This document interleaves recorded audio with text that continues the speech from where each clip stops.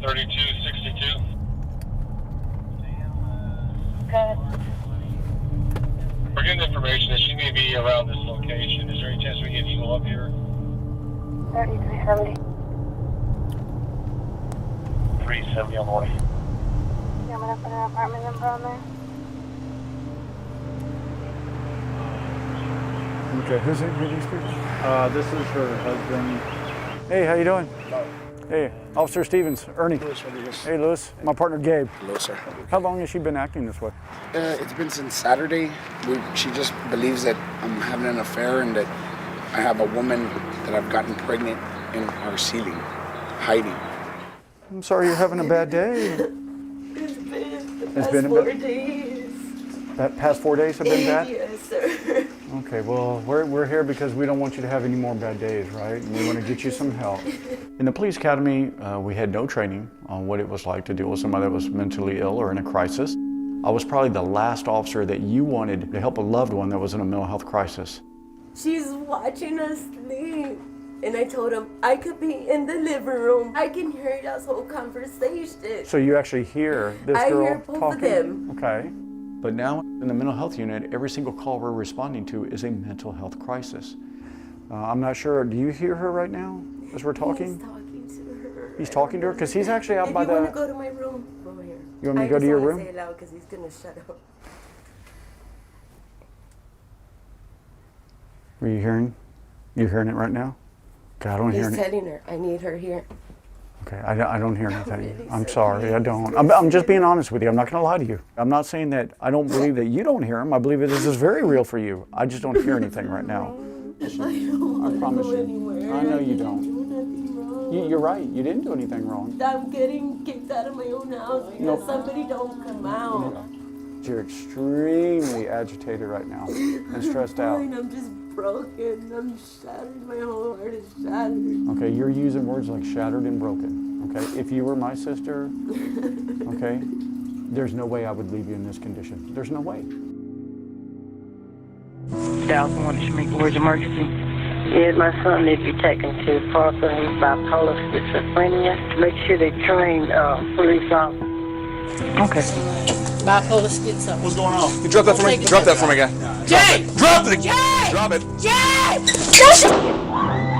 Why he shot him? More conservative estimates say that those suffering from a mental illness account for almost 1/4 of all fatalities involving law enforcement. Get on the ground now! This slide identifies every single officer-involved shooting. All of those that are identified in red showed some sign of mental illness. Is there a crisis in the United States when it comes to mental health issues? Absolutely. People with mental illness are overrepresented in every aspect of the criminal justice system.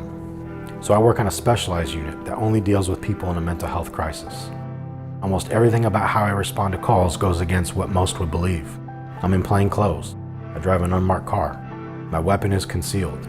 And for the last 9 years, the only weapon that I've used is my ability to communicate. Are you some kind of like therapist or something? No, I'm a police officer, just like him. I don't want to say we do unconventional policing. We just approach certain situations differently. I'm not trash. No, of course not.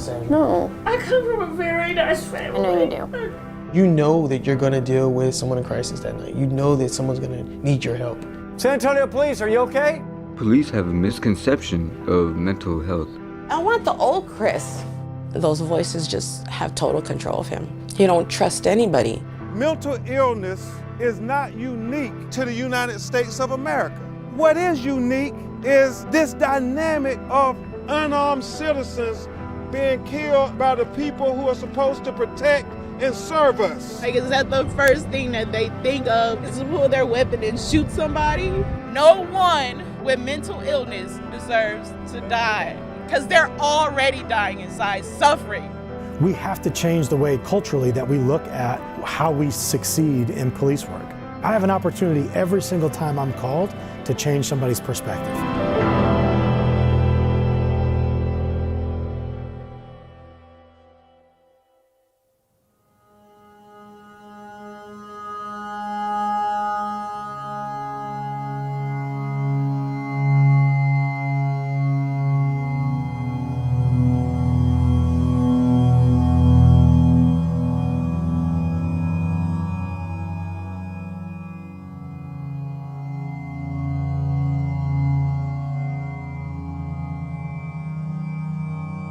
There was an incident that happened in Memphis, Tennessee with a young man who was fatally shot during an encounter with police, and he had mental illness. And the department in Memphis realized that there needs to be a program to deal with these type of folks.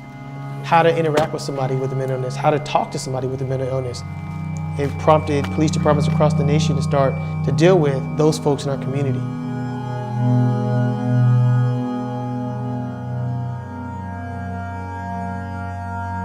There are a lot of folks that are locked up in prison that have an underlying mental health issue. Our goal is to try to keep these folks out of jail. What's going on with Christopher today? What triggered him? Himself, I guess.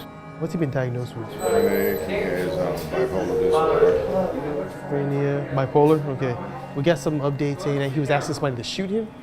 Yeah. Okay, who is he telling that to? Anybody that wants to do it for him. I wasn't allowed to cry as a kid, so it came out in rage.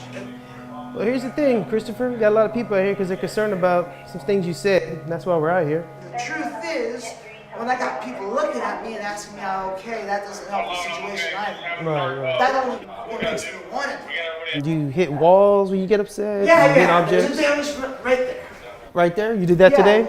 If a police officer feels that you're an imminent threat to yourself, we can detain you to see a doctor. That's essentially what an emergency detention is. I'm gonna be honest with you, man. I'm a straight shooter with you. I think we need to go back to the hospital tonight. Oh, no, sir, I don't. I'll give my word. I'm calm as hell. I don't need it. Trust me, the doctors never help me. They don't do anything for me.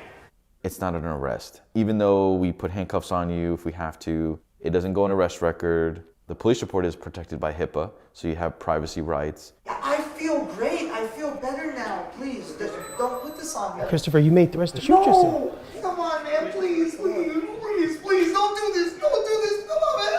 Please. Okay, I'm gonna go get some shoes for you, okay? I'll be back. And Christopher, The choice of you deciding if we're going to go or not go, that's been removed. You're going to go. How we leave here is up to you. Where we go is up to you.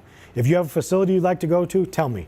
No psych wards, no Nicks, no Low Ridge, emergency room, public hospital. I'm not gonna, I can't. We're gonna make a phone call and see where we can get you. If you want to fight and me call more people and we have to carry you out and break half your stuff in the house, then let's do it. I don't want to do that, and you know you don't want to do that. I don't know if I did anything wrong.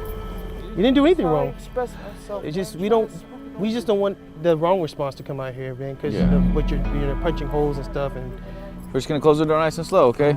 Yes, sir.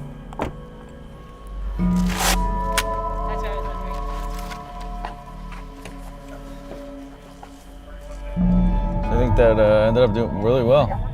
Yeah, that did work. Yeah, he went from 100 to 0, not 0 to 100. Okay, sir. Let's go ahead and walk through this single door over here, and then we'll get you right to the ER, okay? Perfect. See? Told you. We'll get you to an ER.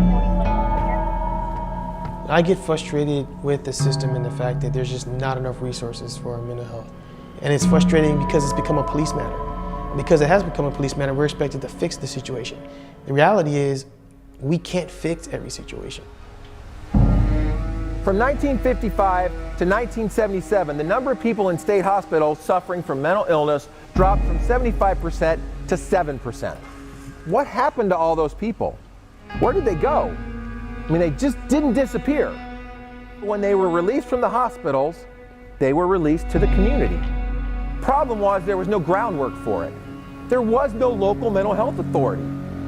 We moved them from the state hospitals to the penal system, which now became the largest provider of mental health services in the country. Basically what happened with deinstitutionalization was the people that were in the hospitals were released into the society and told to fend for yourself.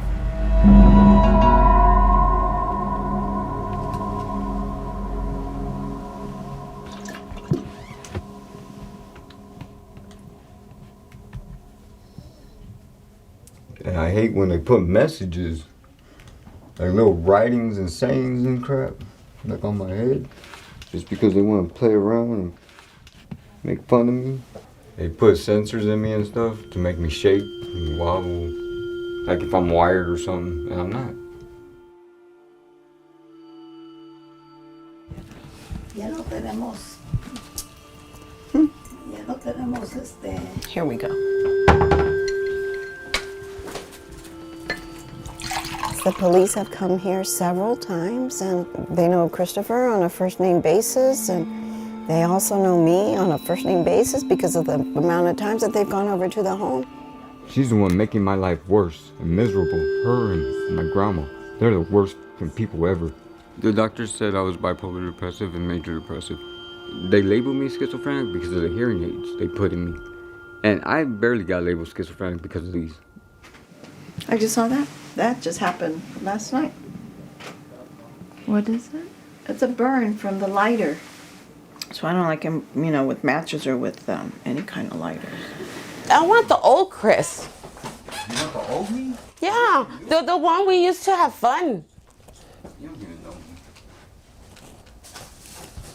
Chris is a great guy. He is funny.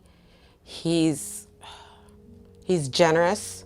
And then for him to go through all this, it hurts. These voices just took over his whole life. He don't trust anybody. I see a picture that looks like a man and not my grandma. That's not my grandma. Take off the hair. That's a man. Chris, I'm wondering, are you okay that I'm filming you? No, I don't mind. I'll let you do this. It don't bother me because I need to get it off my chest. I asked him if it was okay if I filmed, and he said, yeah, you can film. I need to get this off my chest. Oh, he did? Okay, well then good. Thank you. There's a lot of heartless people here, a lot. Or maybe a lot of people that just aren't educated enough as to the illness. They don't have the medication to calm them down, so they act erratic. And you wouldn't know that unless you were told. I told him, I said, someone's gonna, hurt you. They might not know that you're not all there, and you can get hurt, just like that boy that was in Houston. They really didn't understand what he was going through.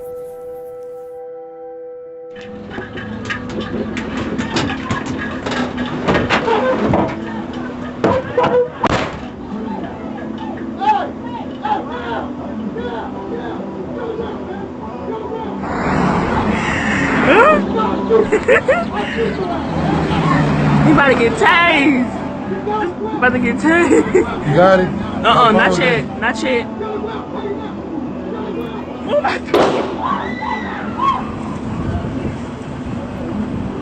You shot that man? Why he shot him? Why he shot him? Why he shot him? Why he shot that man? Cell phone video that surfaced shows Thomas walking towards the deputy with his pants around his ankles. The deputy had ordered Thomas to stop, and when he continued forward, the deputy shot and killed Thomas. It was found that Thomas did not have a weapon. Deputy Brewer was carrying a taser at the time of the shooting, but didn't use it. Any loss of life is always of serious concern. From his immediate actions, it looked like something was going on, some kind of crisis situation was happening at the time with him. Thomas had a history of mental illness. Marketta Thomas says her brother was having trouble dealing with a family tragedy. His wife stands accused of drowning their 2 children. You could have tased him. You clearly could have tased him. He wasn't trying to hit you. He wasn't trying to shoot you. He wasn't trying to do anything.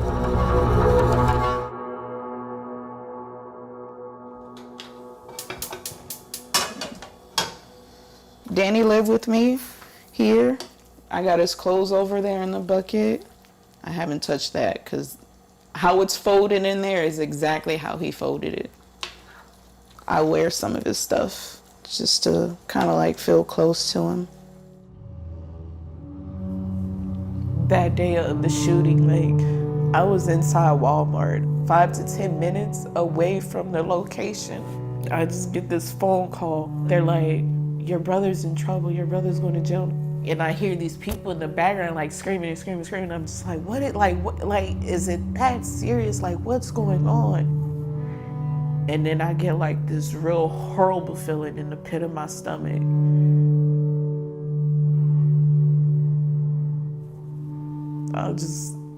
I just felt like my whole spirit lost my body that day. I just felt so empty and numb, like my whole life changed. We grew up together, we were very close. We kept each other on track for like so long. And I think he kind of like put his feelings aside and his emotions aside to make sure that I was okay. He always wanted to be tough and put on that exterior like, I'm okay, but he went through a traumatic experience, losing his kids. Deep down inside, like he was broken. He the first one out the street. Hi, Sean. Hi, Mom. How was school? Good. I want to tell you about this jacket. It's too hot. Please. Hi, Mila. It's my jacket. Hey. How was school? Good. Since everything happened with his Uncle Danny, he's just, you know, his schoolwork has taken a little bit. I think he's trying to still process it. This is unfair. When you were sitting like that.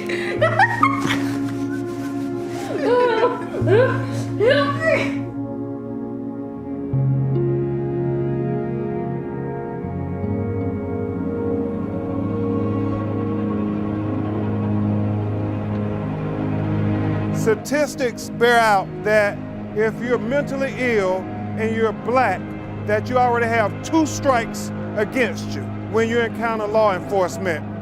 Just because you are having a mental ill crisis does not mean you should encounter the death penalty executed by a police officer on a street corner. We will be looking at the training of this deputy as well.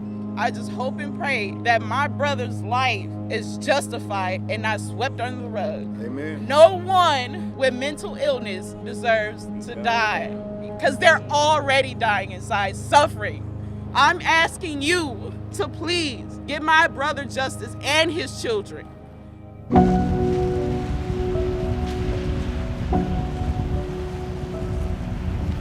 I would venture to say that at some point, somebody that has a mental health illness has been mistreated by law enforcement. Is that a fair statement? Yeah. Absolutely it is. Our job is to try to change that on our side, okay? Our job is to try to break the stigma, try to teach better skills, try to teach better outcomes. My goal here is that no one in this room ends up as the next viral YouTube sensation. When you go out and you handle a consumer that's in crisis, and you talk to them and you de-escalate them and you put them in your car, is that going to end up on YouTube? No. Nobody wants to see that. They want to see those first responders that get out there and yell and scream and go hands-on and fight with them. That's what ends up on YouTube.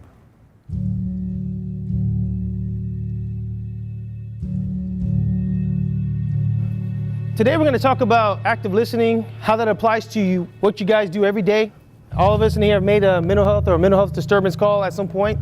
Communication is a basic tactical skill in crisis intervention.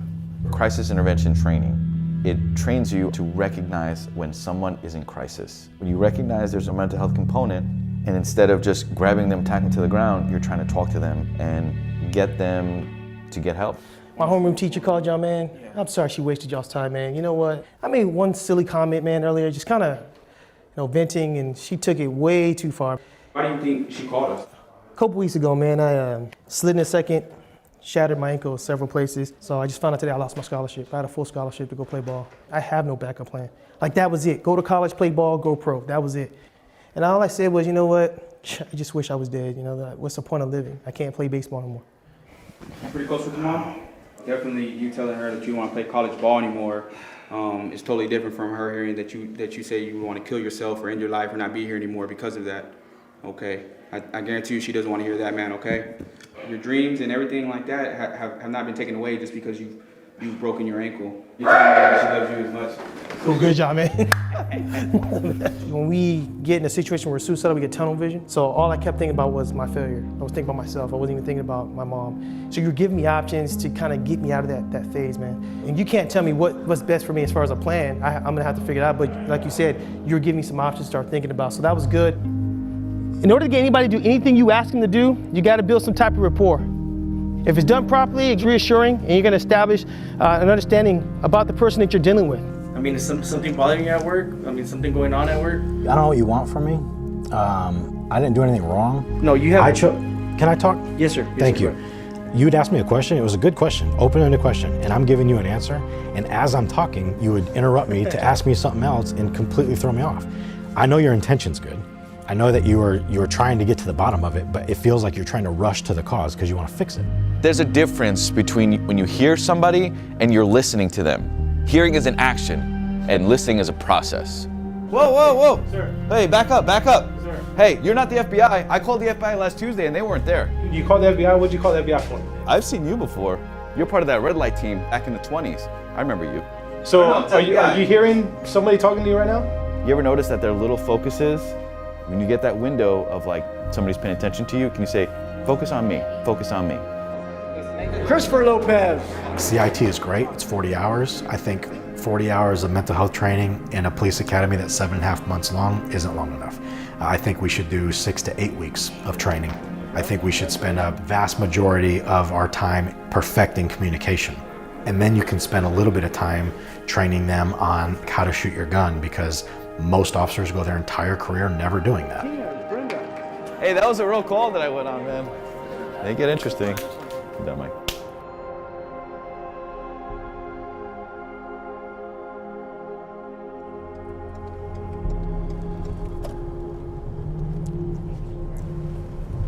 And does he have a mental health diagnosis of any sort, like schizophrenia? He's schizophrenic, bipolar. And is he taking his medications as prescribed, or does he have access to any? He's not? No, he says he doesn't need it. He doesn't need it. I'm the one that needs meds. I'm the one that needs to go to the doctor. Is he making any type of suicidal statements or statements to harm other people as well? He's gonna take care. He's gonna kill like all these other people, but I don't even know who they are. I don't even know if those people exist. Is he hearing voices or seeing things that aren't there, experiencing those type of hallucinations? Yes. He is? Absolutely. Okay. Again, my name's Trey. So what you're telling me, Chris, is these people are beating you up, right? They're putting charges on you, that they're stealing your SIM cards. How long has this been going on? Over 9 years. 9 years. That's a lot of stress, man. You look a little tired, Chris. She's stressing me out. Like, she yells at my dog. She's on my ass 24/7. She is the one that's been doing all this stuff to me. She's not even supposed to be here. She told me she wasn't my mom. Okay. That she was a cop. So, Chris, what we'd like to do tonight, Chris, is take you. No, I'm not going nowhere. Right. I'm gonna be here. I'm gonna rest. I'm gonna find a place in the back room, sleep, get away from her. I do respect that, you don't want to go anywhere, but unfortunately, Chris, I'm not gonna go nowhere. I'm sorry. I know this is fake. That's why. I know everything's fake.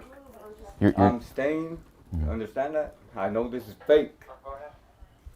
So if you're on my property and you're trespassing, you do have a choice in how you go, okay? We don't want to put you in handcuffs. We don't want to. I'm not going. I don't want you to get hurt. I don't want to get hurt, okay? If you touch me, that's assault. Okay. Everybody, we have to you go. see this? Come on, Chris. Wait. Whoa. Just Christopher, just relax, man. Just relax. Get the other line. Relax, man. Relax. Stop. Relax. Just relax, man. Just relax. Just relax. Okay, just relax. What's wrong with you people? What? Stop! Oh my! Okay. Relax, Chris. What's relax. wrong with you? I don't want to hurt you, man. Okay? I don't want to hurt you. Don't touch me! Police brutality! We don't want to hurt you, okay? All right. Good. All right, Chris. Okay. We just want to see you get in front of the doctor, okay? What, you never getting Trey? Yes, Serrano. I want Trey arrested! Watch your step, guys. Get Trey arrested! Get all these cops arrested! We just want to see you get help, man. That's all it was. All right, Chris. Let me get Medcom at it, and we'll get him going.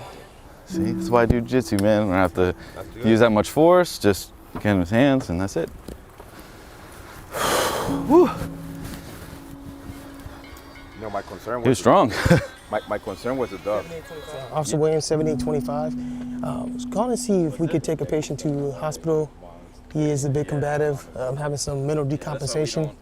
I know we had to take him to the ground, but I was just trying not to hurt him, make sure he didn't hurt us. The way that he was speaking, the way you were speaking to him and trying to get it across to him, and he just doesn't want to. Yes, ma'am. Yes, ma'am. Usually when he goes to the hospital, he's been like to 4 of them already, they release him following morning. I don't think they'll release him in the morning. Even though we took her son to the ground, even though we had to use force to put him into handcuffs and then basically lift him and carry him out of the house, she still thanked me for the way I talked to him. And that is the bread and butter of why we do what we do, is because these people are not criminal. They have an illness. I guarantee you he won't remember us though. No, he won't. He was so decompensated. But the family will, for sure. And Chris, I respect you don't want to be here, man. I know you don't want to be here. No, if you would have respected me, you would have left me alone. But we're just trying to get you some help, man. No, you're not. No, you're not. For somebody that said you should have left him there, why have a conflict and fight him on the ground to get him into the hospital when you could have just left him there? My response is, he's not getting any better. If anything, he's gonna get worse. And when mental illnesses get worse, their delusions get larger and they get more vivid. That is way too much of a potential for other people to get hurt. Just relax, Chris, okay? We're almost get you in a room and How you doing, sir? get you settled. All right. Hello. All right. Hello. All right, Chris, just relax, man.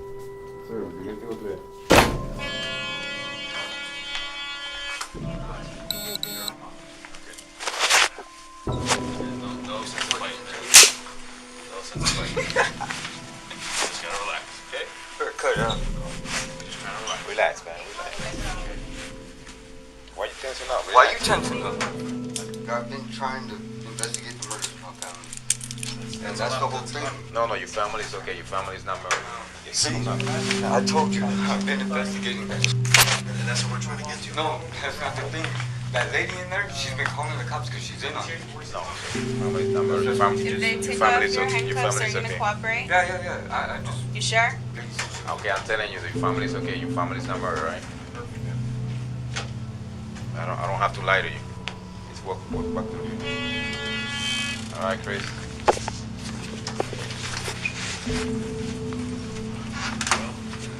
That's how real it is for them. It is so real for them. It's amazing.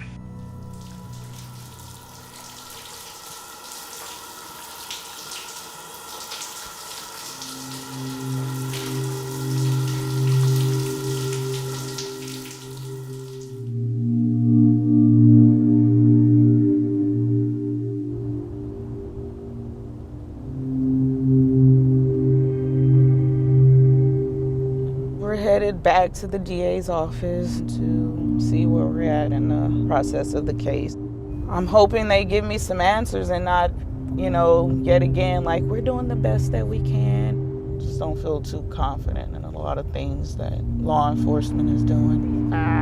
Officers are protected to the fullest extent by law enforcement. I feel like this guy is still being protected even though he's not employed with law enforcement anymore. Hopefully it's not going to be very long at all. They didn't give me any kind of idea about what to expect. I think they're more just trying to get more information from you guys about Danny, his life, so that way they can tell the grand jurors kind of who this guy was, aside from them just seeing one clip of him out in the street having a mental breakdown. I know it's hard for you. I know it's hard for you, Sean, but he thought Uncle Danny was going to harm him. Oh, we know Uncle Danny didn't mean no harm. We know Uncle Danny was not that type of guy. We don't know what was going on with Cameron. Why did he take a broken man's life? Right now, my job is to prepare you guys for the world out there, because it's not gonna be easy for you. And I say you because of the color of your skin. And this is very hurtful for me because my son wanted to be a police officer. Now he says, Mom, I don't want to be that police officer that kills people like they did my Uncle Danny. He said that he don't want to harm innocent people. You can break down every deadly force encounter in this country with law enforcement. All comes down to, in that moment, that officer was afraid and they reacted. Some overreacted.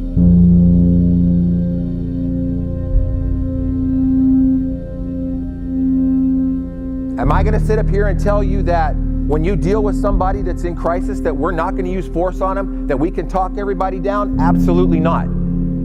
Let's be honest. There are some people that we need to go hands-on with. There are some people that need to be tased, and the reality is that, unfortunately, some people need to be shot. All right, let's go see how you do. A lot of people don't know how police departments are trained. We are trained to shoot to stop the threat.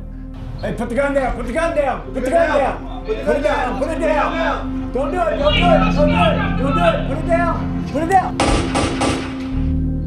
We're not trained to shoot somebody in the leg. We're not trained to shoot the knife out of your hand. I'm sorry, this is not an episode of TJ Hooker. This is real life. Watch me, everything I do. Hey, put the knife down. I'm sick and tired of you guys. You want to talk to you? Put the knife down. What are you gonna do? Relax. Just put the knife down. Okay, okay. Put it down. I'll do whatever you want. I don't like it. I'll do it. Thank you. You know, if you're not protecting yourself or somebody else, you could be killed that day. But that could go the other way too. Here we go. Do it the other way now. Everything I do. You're not in trouble. Put the knife down. I'm sick and tired of you guys. Put the knife down. What are you gonna do? I don't want any more of your crap. Yeah, that's what I'm talking about. It seems like a contradiction in a way. Not a contradiction, but like what you have to do on a daily basis. You, on your hip, have the power to end someone's life, but yet what you're trying to do is save someone's life. And those are, you know, like how do you, So I think when me walking into a situation, I have the power to, I guess, essentially end someone's life. But I don't see this as something to end somebody's life. I see this as a tool to stop a threat. And I think just from training and constant courses, I see a firearm as a tool to stop a threat. So I think once it becomes that language, it's not so much that I look at a person, I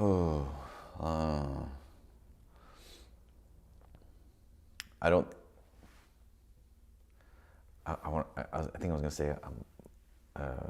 look at a person as a person. I do see them as a person, but I more so just, I think I just put on my cop hat and see people as, I don't know how to answer that.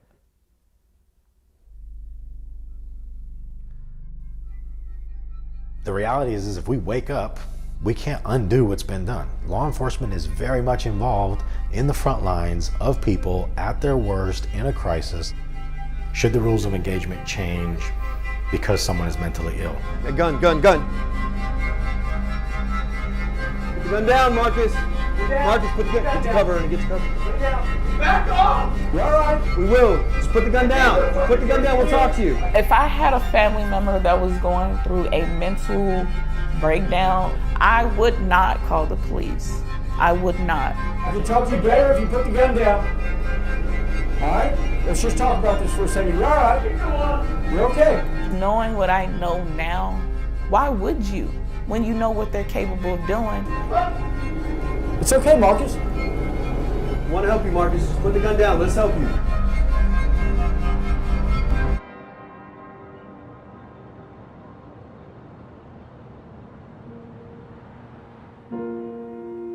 Why do we have a crisis with mental health? It's money, like everything else. Texas is 48th in the nation when it comes to mental health spending. If you have an unfunded patient with no insurance, who pays for that? You can't expect the private agencies to pay for it without support and still survive. Because there's a lot of people with mental illness with no insurance. But let's be honest, that takes money. There's got to be money available. Spending for mental health services has continually been cut. These are all the different things that have led up to why we're seeing an increase in the number of calls we get. Why we're dealing with people with mental crisis.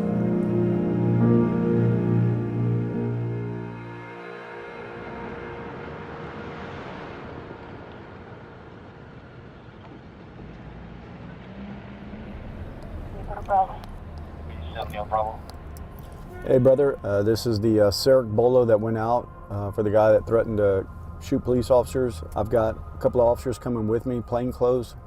All right, so the backstory on this guy is he posted a bunch of stuff on Facebook. This post right here, I was just thinking, you know, if I was willing to kill a cop today, you know, what's gonna happen? He posted a picture of himself holding a gun with his birthday and then his RIP, rest in peace date of it being 2018. Okay. We'll approach him. I'll tell him to keep just his hands up. And once he's clear, then we're going to just build rapport with him. If he has a weapon inside the apartment, we're going to go ahead and do a seizure on that weapon. His mom informed us that he has bipolar disorder and that really he just needs help. I just hope he's remained calm. There he is. Yeah. Okay. So he's got his hands in front of him. We're good. Hey, Larry, I'm the one you talked to on the phone, me and my partner Gabe, okay? Hey, Larry, I'm Gabe. Okay, no weapons on you right now? No, sir. You mind if we check? Yeah. Okay, just a phone. Your mental health. Where have you received treatment in the past? Nowhere?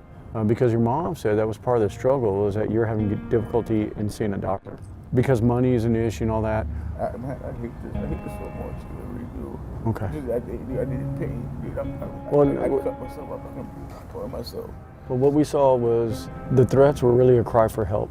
I mean, that's what that was. That was you asking for help. How long have you been feeling like this? Probably since the age of 13. Okay. Childhood trauma? Yeah. Your mom told us a little bit. Okay. That's a lot to deal with, man. Unresolved trauma? It's a beast, man. We actually have clinicians and therapists that work directly with our unit, so it's very easy for us to get you to see a doctor, okay? Okay, this is no different from you going to the doctor and saying, hey, I got a sore throat. All we're saying is, hey, I'm having some sore thoughts right now, and I need help with that, okay? It's the same thing.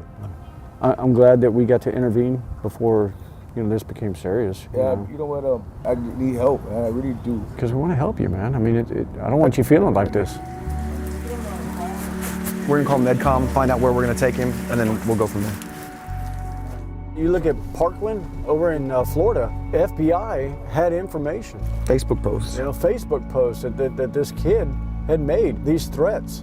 Thank goodness that there's a program like this in place where somebody captured what he said and didn't just say, oh my goodness, threat, look out, send a SWAT team in to get this guy. It's, hey, there's some mental health issues, let's send mental health and offer services to him. Because he's gonna get a lot better services going to mental health than going to jail.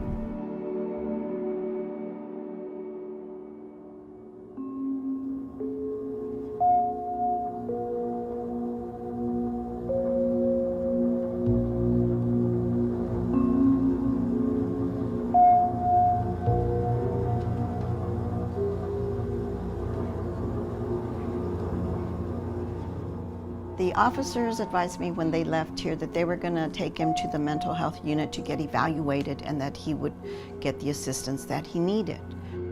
The following morning, the nurse contacted me and said that he had told her he was not ill, he didn't need any medication, and he refused services, and he was ready to go home. I asked her, isn't there anything you can do, to keep him, to make sure he gets some kind of medical assistance, some kind of medication to calm him down, to, make the voices go away. And she says, no, as long as he refuses services, they can't help him.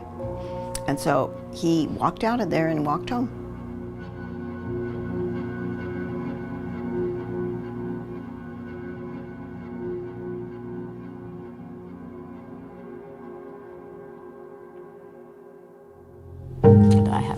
This is a picture I love of Chris. Wait, where is it? That's how Chris looked.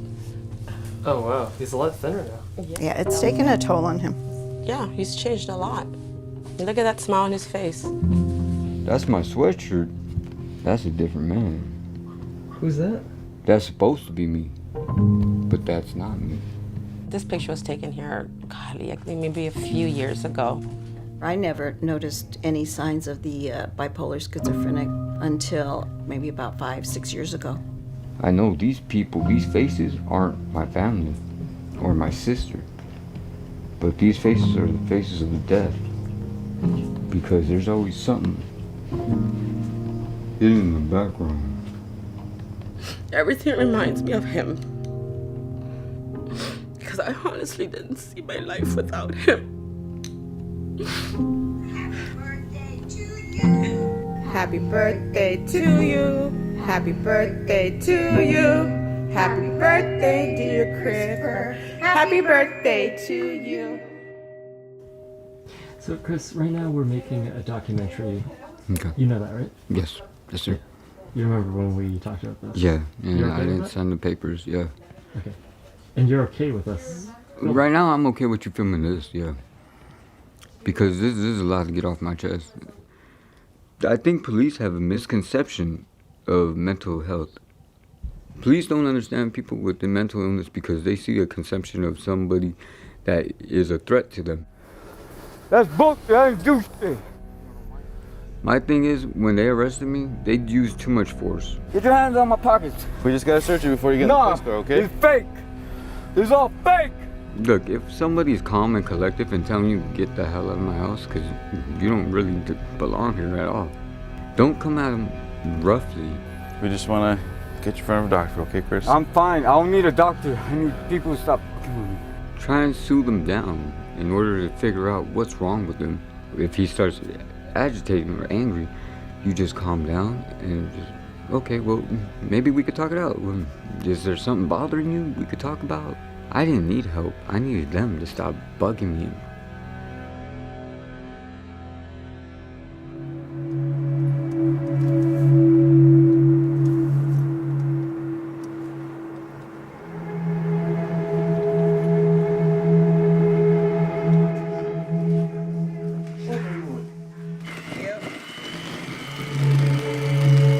Father, thank us for this food we're about to receive today. Thank you. Jesus, thank us for everything we have come together for us today. And Jesus, in name pray, amen. Amen. It's a shame that it has to be that way. But where I go to work, it's like a lot of wooded area. And I was just thinking to myself, what would I do if I got pulled over by a police officer in this area? No, would I just keep driving? Would you pull over and stop there, no husses or nothing? Yeah, my husband's a police officer. He said he tells his own boys that you see one of them behind you, go to a lit area that's, you see people and stuff like that, go ahead and take out your camera, go ahead and put it on record. And he's a police officer, and that's what he tells our boys. You shouldn't have to feel like that by the people that should be there to protect you. Exactly. How do I forgive this officer for taking my brother? Because I know my brother was going through something, and I know it wasn't his fault. And when people say, like, you're going to be all right, you're going to be all right, like, I'm never going to be all right for a long time because I don't feel a connection with nobody like I did with Danny. I want somebody to reach out to me like, hey, are you okay? Like, do you need me? Like, do you need to talk to me? Like, whatever. I don't get that, man. I just feel so alone, man. Like, it's so hard. You're a leader. You have been given a lot. And when I say that, I mean knowledge and wisdom. So there will always be much more expected of you, more than you even want to give. Now, that's not to say you won't get tired, but Marketta, get your second wind. dust yourself off, baby, and get up and go again. It has not been in vain, Marketta. I promise you, it has not been in vain. Like in a black community, some of us feel like we don't need help to cope with what we know we need help with, because we don't want people to presume like we're crazy or like we're less than human. That's gonna take a toll on you mentally. Turn it sideways. You're fired. Ooh, I see them gold teeth in that one. If I show you a sign of weakness, then you would think I'm weak. It's like a revolving door, and we don't want that door no more. We don't want that cycle. We don't.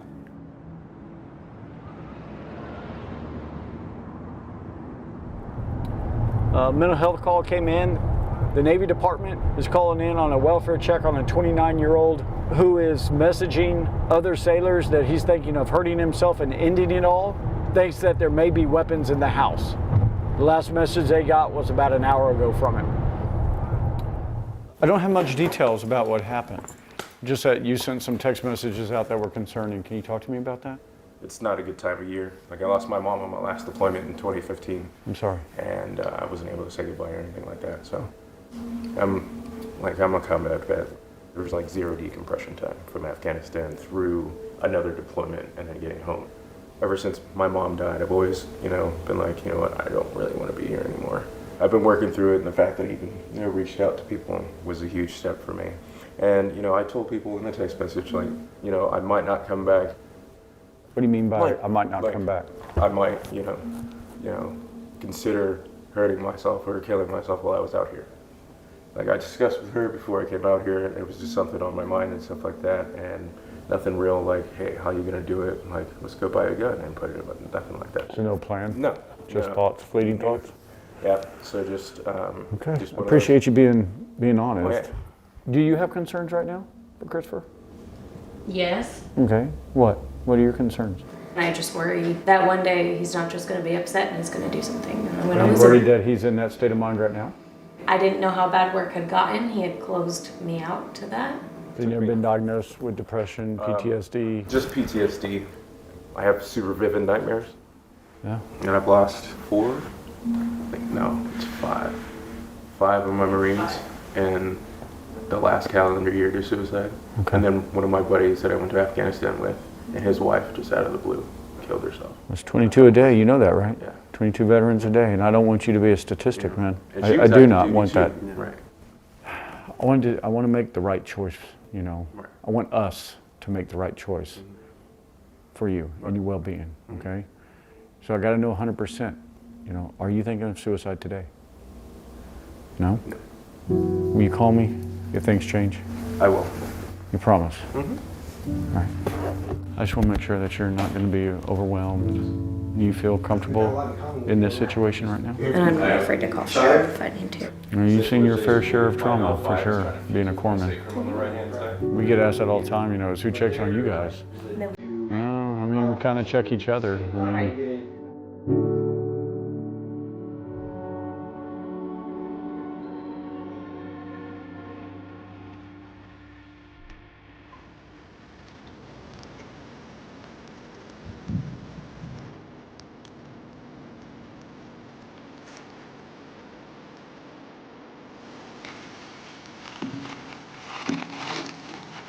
I know she's not my mom.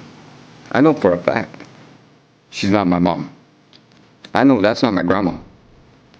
For a fact. They want someone to take control of my system. And nobody's gonna take control of my system. I got my key right here. I move the house. I move everything. I'm me. I'm the only one. Everybody thinks I'm crazy. That's not our stuff. Chris, put that stuff away. That's not ours. I need to, because I need to find the titles to the cars. They're not ours. Yes, they are. They're in our names. Not in my name. Well, yeah, not in yours, of course. You're not Martha Remmey. I know that for a fact. All right, Chris, that's enough. It's enough. You really need to stop. No. I want to know the answers. I'm tired of both of it. That's I enough, tell the truth all the Christopher. time. No, you don't. That's enough. Really?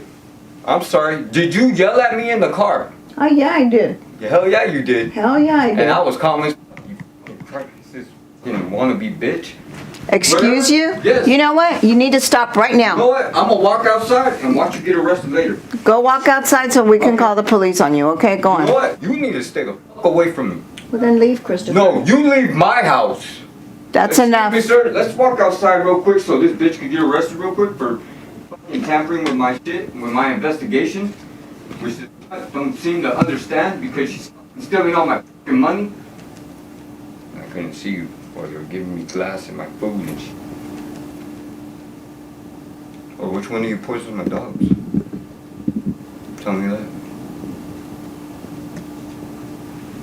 What's your biggest fear? That he hurts someone.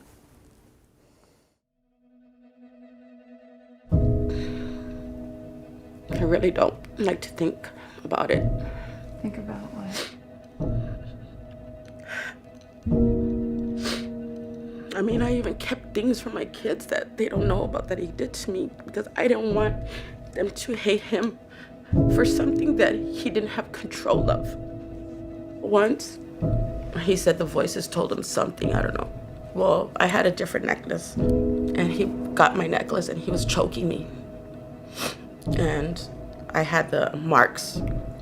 I called Martha and I told her, I go, please come. I go, he choked me and I'm scared. And I was never scared of him until that time. And so she ended up calling the police. But I didn't let the cops see my neck. I had to put on my hoodie. I covered myself.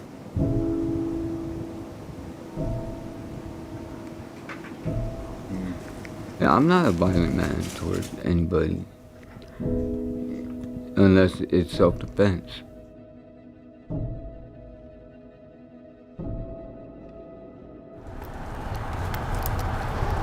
So we've spent 2 nights now going back with Chris. How's he doing? Not good. And I'm pretty sure the night after you guys were there, he was like released the next morning. Holy moly. I can't believe they released him that quickly. Did you tell me this person saved after 1 day to go back to his mom after he's already believing his mom is not his mom? And her mom is dead? And his mom is dead and this person's a threat to him that he may harm? That's crazy. Now, here's the thing. What if he did go home that night and killed his mom? Who's responsible for that? The hospital. That's where they fail people. We do an efficient job for what we have to get them to the hospital. But, you know, we're not treatment facilities, we're a police department. And he's still not well. He needs extended treatment. He needs some kind of follow-up care or inpatient care. Now he's back out and still really, really decompensated. Now you're gonna put more officers, you know, in danger because this person doesn't know what their actions can potentially do. So the call we're going to, a lady's calling saying she's having thoughts to kill her mother's dog. This has been going on for 6 months. She's diagnosed with PTSD and bipolar, and she is taking medication daily, and she'll be waiting at the door for officers when they get there, no weapons. You did the right thing by calling us tonight. You know, that's the first step, you know. Yeah, you get little hiccups, even though you think you're cured, you're never are. I've been ran around so much through the system, sadly. Put through the system, what do you mean by that? My mother has helped me to try to stay in, but they just let you go. I've been ignored, like I said, so many times. They didn't care. You feel like, so you've been ignored more than you'd like to? Oh yeah, I've been even threatened. Either you take your medications or you're gonna get shot up with the needle. A doctor even told me and looked in my face, told me, just take what you're supposed to and then you'll get out. At one point I had about $2,000 worth of medications and I only made like $600 a month. Oh, shit.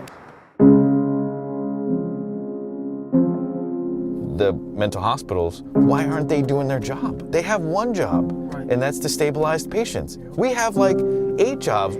CIT is fantastic, but it's one cog of the wheel, right? If I have a person who's in crisis out there on the street and I go out there and I de-escalate them and I don't use force and then I take them to whatever facility throughout the city, The sad reality is 100% of how that person's treated is dependent on who that person is and what insurance they have.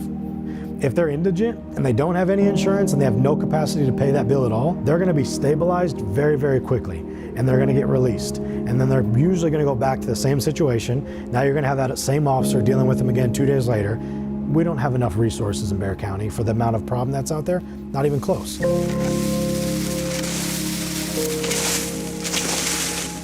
These people are going to come out at some point. And the reality is that they don't have good paying jobs, that they don't have insurance. How are they going to afford medications, follow-up services? If you're dealing with somebody who doesn't have transportation, doesn't have a good paying job or a job at all, these are the expectations that we have to think about outside of the mental health facility. He has to sign a release in order for me to get any kind of information. He never signs anything. He never wants anyone to know what meds he's taking or where he has to go or what appointments. They want me to be mentally incompetent. That's the whole thing. They want me to be mentally incompetent in order for my mom to have cosign of everything to get what they want. You take your medicine, mijo. Take your medicine so you can sleep tonight. Yes, Grandma. They switched her. Damn it. Switched her out. I guess they switched different memories on her. And I feel very sad to see him in this condition. Very sad. I pray for him on a daily basis, and I pray that he gets well. Sometimes I just wish it was just like a nightmare. I just wish I could just wake up and he could be back to the way he was. Even without me, I wouldn't care. As long as I know he was better, I'd be happy. So all we could do is just watch him waste away. I know a lot of people say, well, he's 35, let him go, let him figure it out himself. But put yourself in my shoes. If it was your child, what would you do? I mean, I know a lot of people say tough love, but this is a disease. This is not, because they're being resentful. They're not cognizant of what they're doing, so you can't say tough love.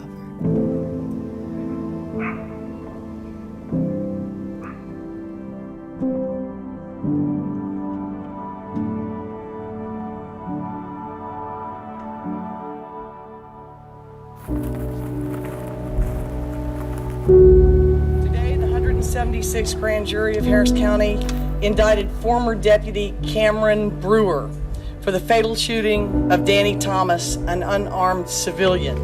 Brewer now faces 5 to 99 years or up to life in prison as a result of this charge. Anytime a life is lost, it's important to us at the Harris County District Attorney's Office. But when it happens at the hand of a government official in a free country, it creates even greater concern and emotion among family members and the rest of the community. He was fired from the Harris County Sheriff's Office for failing to apply the training that he had been provided, using less than deadly force against somebody who was clearly unarmed. When the government takes a life, it matters how we respond. We responded by presenting all the evidence to a grand jury, and they responded with a true bill. And we're going to prosecute. Thank you all. Like, I can't even stand, standing here right now.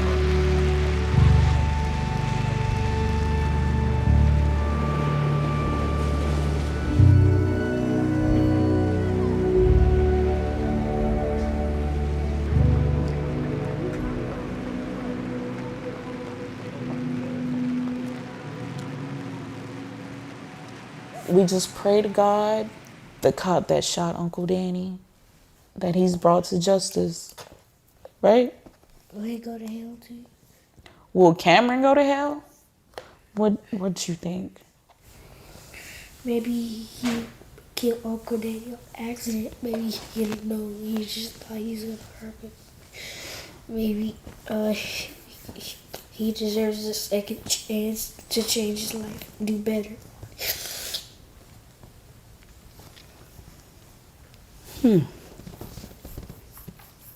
11-year-old who doesn't understand death and why people kill other people, but is so fast and willing to forgive is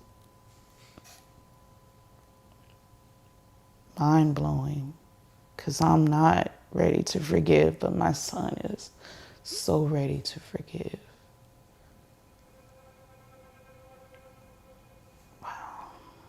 You gotta go that way. Oh, you got skills now. Go long, Sean. Maybe this is my calling. Maybe this is God's bittersweet way of telling me, like, hey, this is what I think you should be doing. Go! Being a voice for somebody else that feels like their voice isn't strong enough. I think the public misunderstands mental illness as disease you can contact and touch and it'll just go at you. No, you have to get to know them. You don't feel the emotions that they went through, then you shouldn't be judging another person. You don't lower each other. I love you. I love you. This is my grandma. This is my grandma. This is my real grandma. We got to get away from that stigma. Having a mental illness does not mean that we can't function in society. It does not mean that we're crazy. People with mental illness are more likely to be victims of crime than to actually be the ones to commit it. Is the system perfect? By all means, no, it's not. Hey, buddy. What's that, a toy? The only thing I can do every day is go out there and do the best job that I can and remember I serve a public, I serve people. Net, sat, sam, sat. All right, good job, you're getting it.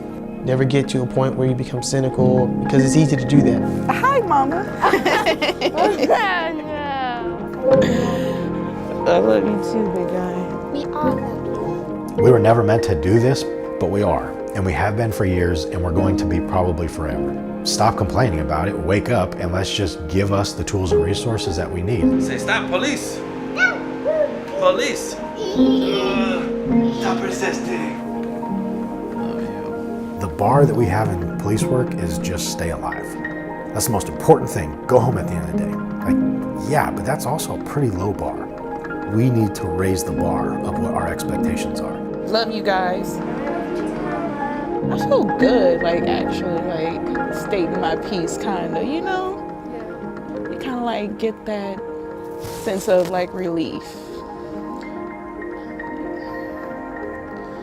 It's been a good day.